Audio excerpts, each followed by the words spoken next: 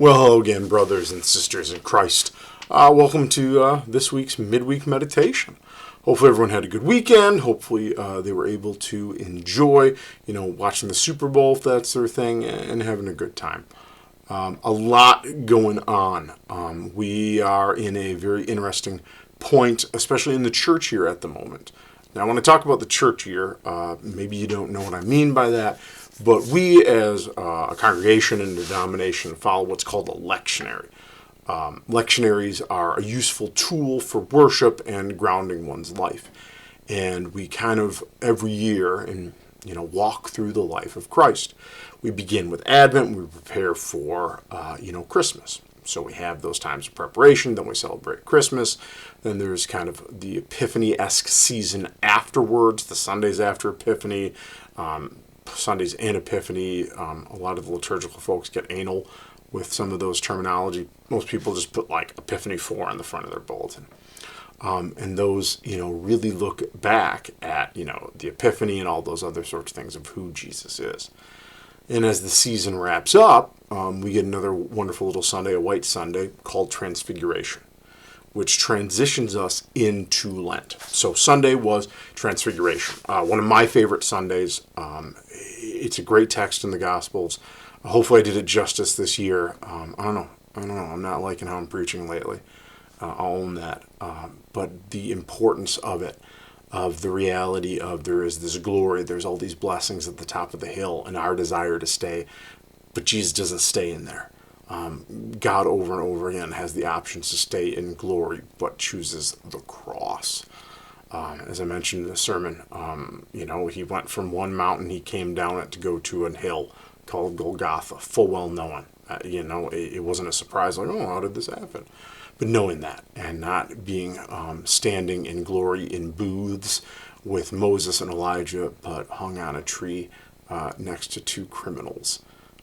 He chooses to come down for us, to be with us, all of these things, to save us. And so we should train our eyes to see where he is, where God over and over again reveals himself to us. Luther called it the theology of the cross, that we should always begin and end our theology, our vision, our understanding of who God is in the cross. Even then, I was tempted to bring up, confirmation in the Apostles' Creed, and maybe I should have, because I always try to teach the kiddos when we talk about the Apostles' Creed, that when we talk about in the second article Jesus Christ, there's a lot missing there. Like, what do you mean, Pastor? Isn't it good? Yeah, it's good. But it's always fascinating that when we say the creed, we begin with the birth and we skip right to the death. I mean, there's a lot that happens in those 30-some-odd years, am I right? We got all those miracles, we got preaching, we got teaching, we got all this stuff going on. But our central beliefs, the prime revelations, the primary actions of God incarnate in Christ are birth, death, resurrection. You can never separate those two. The death and resurrection always go together. They are the bookends of that singular reality, highly important there. And then the second coming. That's what the creed brings up, because that's what we need to be grounded in. And that's what Transfiguration does. It grounds us in what is that central thing, the death and resurrection of Jesus Christ. That's what we got to agree on, man. That's where we begin these things. And he does not hide in the glory. He is not aloof. He is down and dirty. So when you find yourself in those spots, man, know that we have a God that does not leave you in the lurch, but enters in. I'm not saying it's going to be easy. I'm not saying it's going to all of a sudden, he's going to show up with Skittles and you're not going to have problems. But he's there with you, and he's going to walk you through it. I mean, every one of the apostles, 11 out of 12, he walked with them and brought them home when they were martyred. Only one died of natural causes. If those guys are faithful and they were not spared the sword, neither are we. But I digress. That is Transfiguration, which gets us to Lent, which has a lot of stuff coming up. Next Sunday is always the temptation. It's one of those odd time traveling things, because the temptation happens right after the baptism. It's usually baptism and a temptation. And Mark has a very short temptation. It's not even temptation story. He's like, Jesus is tempted. The temptation story is key. that this Holy One is tempted. And it's a lot of these actions that are done for us to make a way. I often like to talk about what those temptations are and how God withstands them, and I'll obviously get to that. But I want to talk about things like the baptism, the temptation, and some of the stuff that God goes through that God doesn't need to go through, but does it for us. And that's an important thing to remember. Also, we have Ash Wednesday coming up. Ash Wednesday is an important day. It is where we technically begin Lent, where we, again, ground ourselves in our own mortality. Be honest about who we are, that we are sinful creatures. And it's not about self-flagellation. And you've heard me say this with confession and other stuff before, that we often go to the two extremes of either A, I've never done anything wrong, or B, I'm a horrible person. We're all people. We're all going to mess up. And the point of growing and how we can grow is to own it, observe it, and become better because of it. A lot going on, like I said. We have 2 major days coming up. Ash Wednesday, we got the temptation, and I mean, it's really early. Let's be honest. It is early, brothers and sisters. But those are the things coming up, things to pay attention to.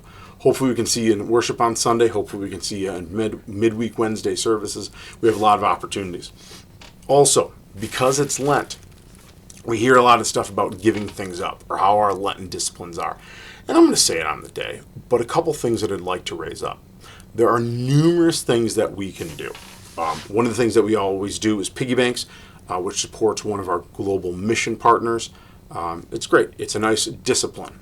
I don't know how expensive coffee is nowadays to buy at Starbucks or Scooters or I don't know half the names of these places anymore. I'm becoming a cranky old man, and I always make it at home and bring it in my own mug or make it in my office. What am I going to do? I'm an old man. But maybe you don't add that extra shot of or pump of or whatever these kids do nowadays, and you can donate 25 cents a day. A little bit of change adds up to a lot of change in the world. Maybe there's something else you need to give up. Maybe there's something you need to step away from. That's always good.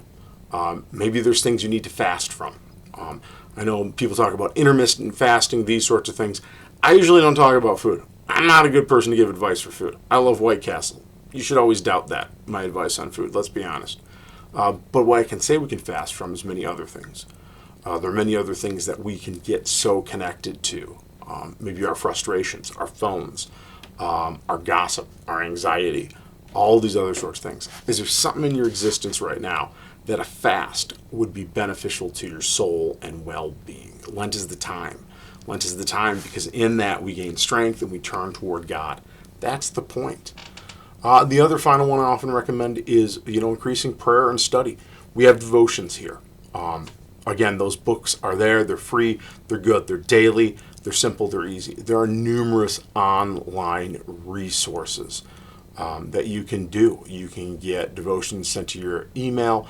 There are apps now. I think Mark Wahlberg has been harassing me or something about some new app out there as well. I don't know. But there's numerous ones out there. I'm more than happy to point toward that. Echo is an interesting prayer app that I've used. Appreciate that. Numerous ones out there. Take that time. Again, let's say hypothetically you want to do more Bible reading and you want to jump into the reading the Bible late in the game. We're still working through it. You're still welcome to join us on that, man. You want to start at the Gospel of John or just do the letters? God bless you, can do that. But numerous opportunities. Wow. A lot trying to cover. Probably didn't hit anything as well as I'd like to, but I wanted to make sure that I touched base on it. Well, above all, brothers and sisters, blessings. Blessings as we begin this Lenten journey together. Blessings on the soups that you're going to make. But above all, stay healthy, and if you need anything, let me know. Bye now.